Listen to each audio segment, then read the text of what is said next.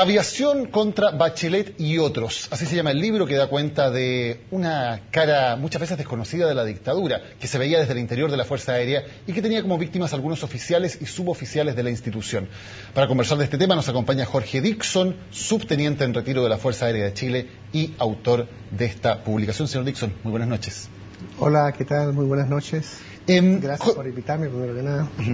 Claro. Contemos en primer lugar cómo comienza esta historia. Usted, el día del golpe militar, se encontraba en servicio activo, por cierto, en la Fuerza Aérea. Se mantiene todavía en servicio activo un tiempo después del golpe. ¿Qué ocurre después?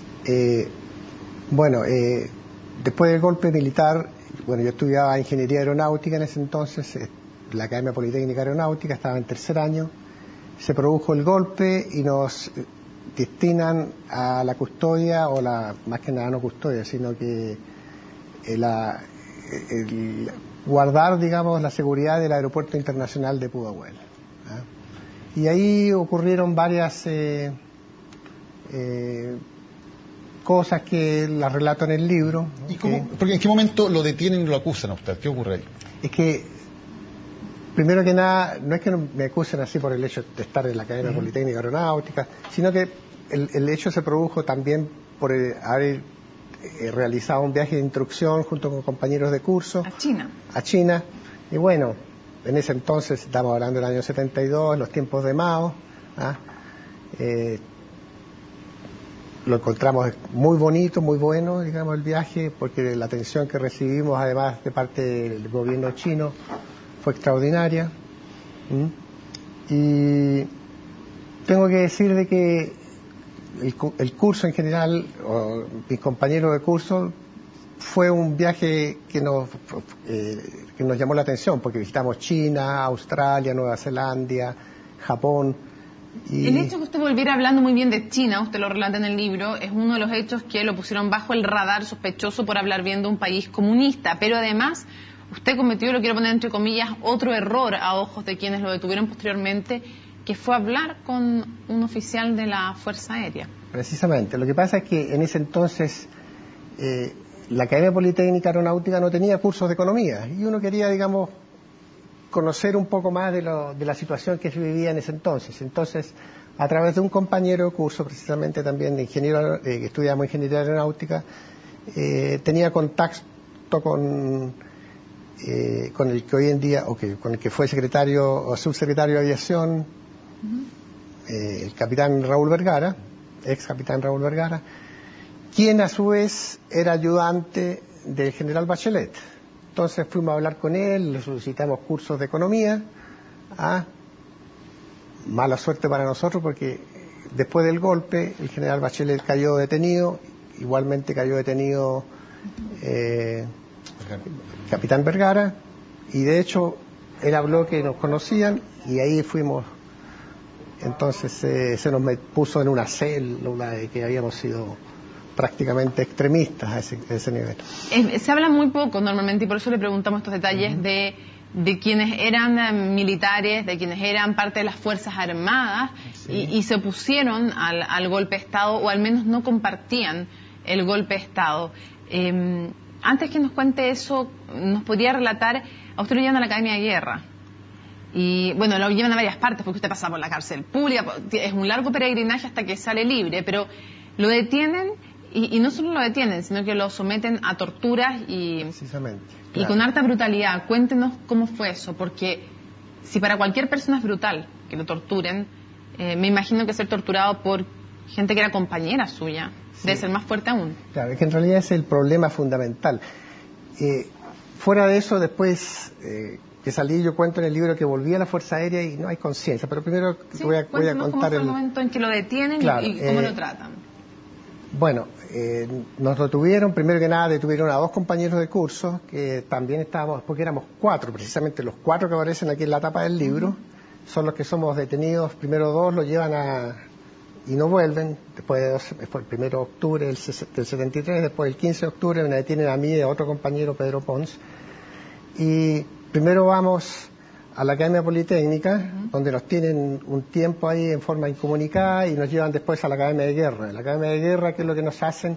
Nos tienen en la noche, toda la noche parados ahí esperando de que al día siguiente nos pasen al interrogatorio. Bueno, el interrogatorio, golpes, tortura, electricidad, diferentes tormentos que duró por horas. Y ahí, bueno, lo increíble fue que,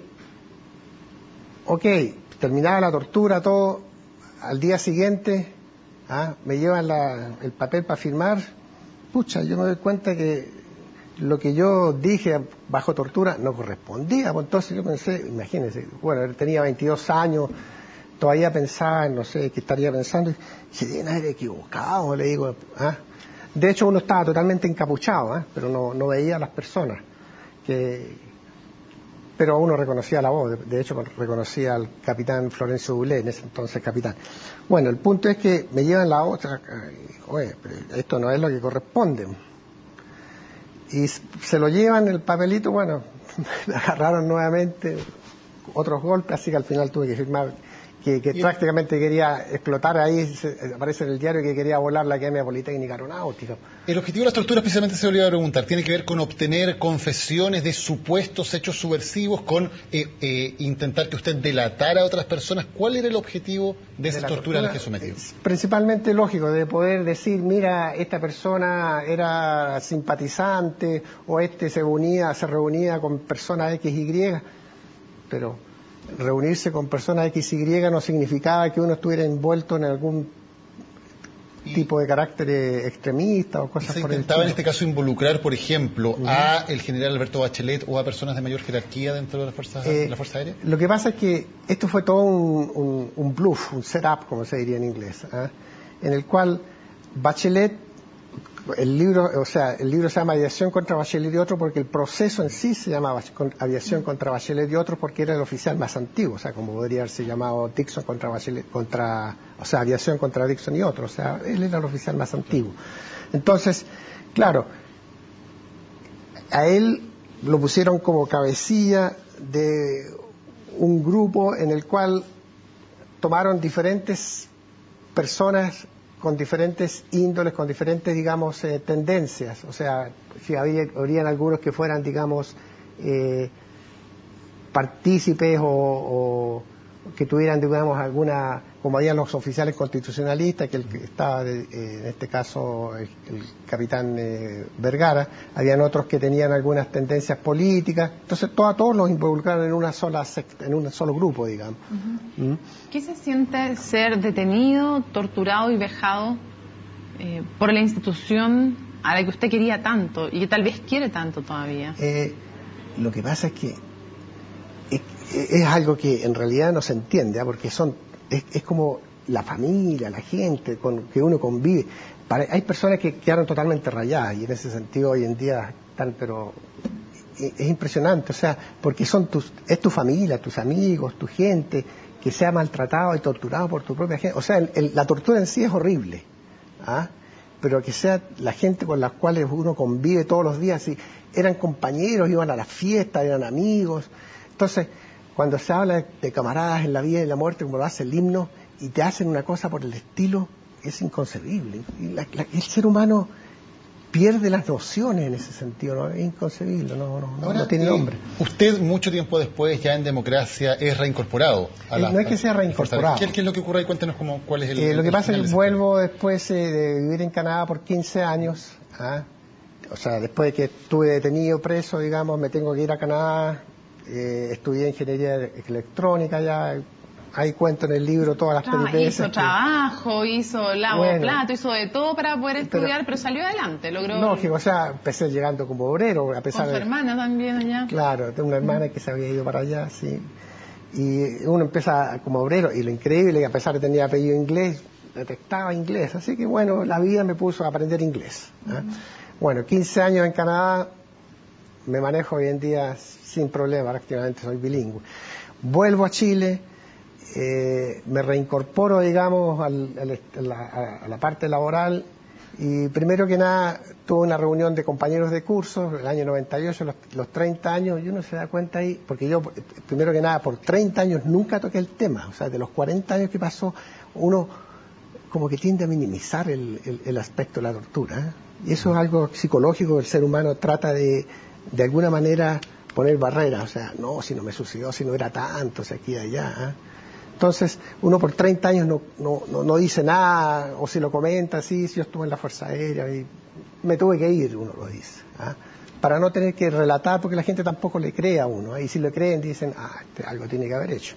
A pesar de todo lo que usted había sufrido cuando vuelve a Chile, usted va a esa reunión, esa comida, con sus 30 años después, con sus ex camaradas de armas, donde había gente incluso, claro, uno de ellos, conocían, digamos, y que habían estado incluso en las torturas, claro, uno de ellos. Claro, que es bueno, en ese entonces era general la segunda antigüedad, Florencio Doblé, que después lo echaron por un problema de los ratanes, no sé si ustedes se acuerdan.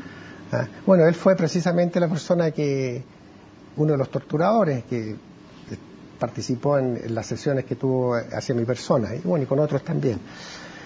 Pero el punto está en que los compañeros, cuando me vieron, me acuerdo cuando llegué, todos se sorprendieron.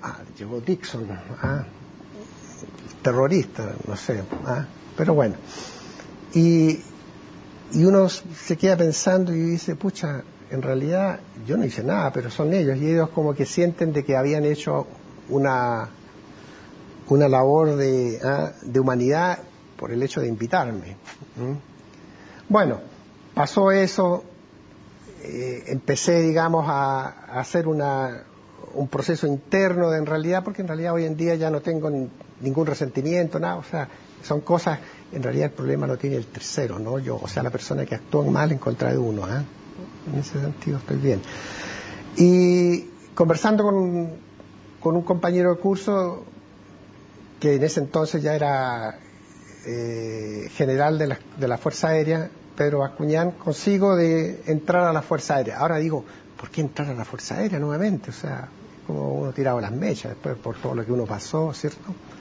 Pero el hecho era cerrar el ciclo, ver que en realidad uno era un buen, de hecho había egresado con la primera antigüedad del curso.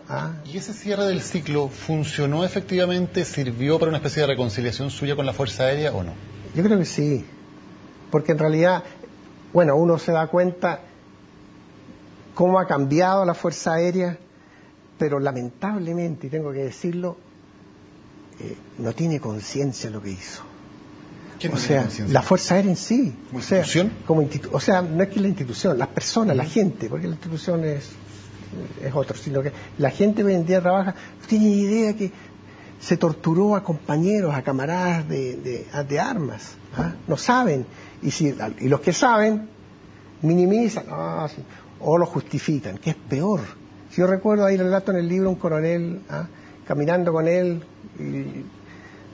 me dice, algo tienen que haber hecho ustedes para pasar por lo que pasaron. Y más encima me dice, y si el río suena es porque piedras trae. En otras palabras, la gente tiende a justificar la tortura. ¿Usted cree que las Fuerzas Armadas y específicamente la FACH tienen hoy todavía información sobre detenidos desaparecidos, sobre violación a los derechos humanos? Es posible porque, bueno, por lo menos lo que decía el otro día Cheire, él no tiene información al respecto, pero sí, yo creo que sí. ¿Usted le cree a Cheire? ¿Usted le cree a Cheire? Se ve honesto, se ve, digamos, a diferencia de la Fuerza Aérea, tengo que decir que el Ejército ha hecho un trabajo de no pedir disculpas, de decir que en realidad nosotros hicimos esto, pero la Fuerza Aérea nada. A pesar de que nos hizo una reunión de conciliación interna, digamos, contra nosotros, pero la Fuerza Aérea como que no quiere reconocer. Y el problema es que si tú no reconoces, como que no pasa nada, las cosas se vuelven a repetir. Es un ciclo. Si no has hecho nada, entonces no hay antecedentes anteriores, entonces se pueden repetir las cosas. Si tú reconoces que cometiste un error, de alguna manera tiendes a no hacer lo que se hizo anteriormente. ¿Me entiendes?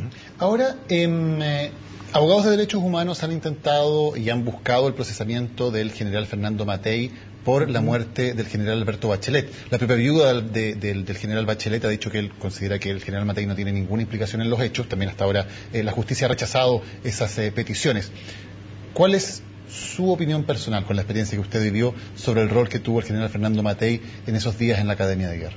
A ver, hay dos cosas. Primero que nada, la Academia de Guerra estaba a cargo de la Fiscalía de Aviación, de un general. ¿Ah?